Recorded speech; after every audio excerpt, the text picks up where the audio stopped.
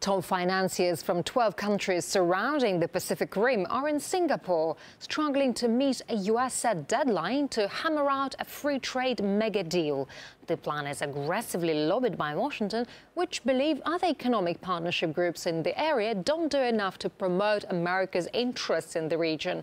The zone should make products cheaper by cutting the costs of foreign supply chains and getting rid of cross-border tariffs. But if signed as it is now, the treaty would reportedly allow corporations to challenge a wide range of national laws. Similar powers endorsed in America's previous trade deals allowed US energy giant ExxonMobil to seek changes in Canada's oil drilling regulations.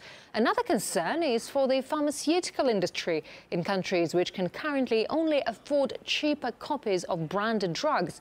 Corporate conglomerates could ban the use of unpatented medicine, leaving the poor without access to vital treatment. Gaina Chachakan has the details for us.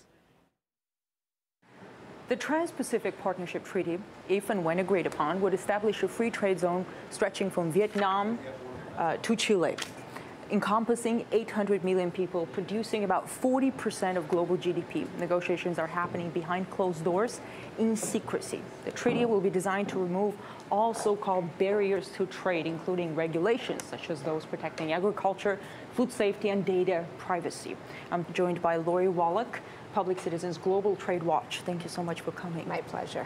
Why the secrecy? As I understand, there are 600 corporate advisors having access to these negotiations, but for some reason not the public. Why? Well, unfortunately, we've actually heard directly from the U.S. trade representative. He notes that the last time the U.S. public actually got to see one of these agreements, they couldn't sign it.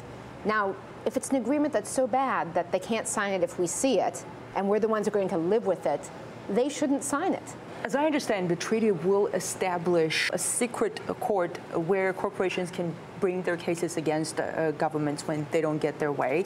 Where does this leave the public? What is the danger for the public? Basically, two big things. Laws that we rely on would be attacked in foreign tribunals in secret and undone. If you want any of those basic rights that democracy normally would ensure that you can pass your laws, then this is a direct threat. For instance, under NAFTA, the North American Free Trade Agreement, it's 3 countries, and largely, unfortunately, the U.S. has been the one whose companies are suing everyone else. Thanks to WikiLeaks, we also know that under the TPP, it's planned to extend copyright protection and endorse harsher penalties to internet providers. They may face court cases if any pirated content ever appears on their networks.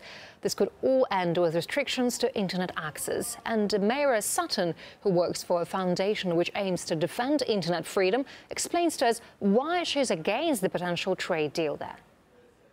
TPP remains to be secret because really, if it was shown in the sunlight and people were able to know what was in it, then it really wouldn't pass.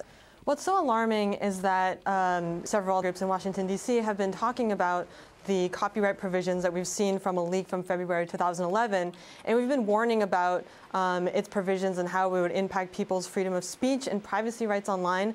And the U.S. continues to be pushing for those provisions, despite the fact that we've been, talking to negotiators and trying to communicate with our government about our concern. The big problem with copyright is that technologies change, and a lot of these companies are just refusing to sort of adapt to the existing reality of, the internet, how we all just want to interact and share and contribute to the content that's out there.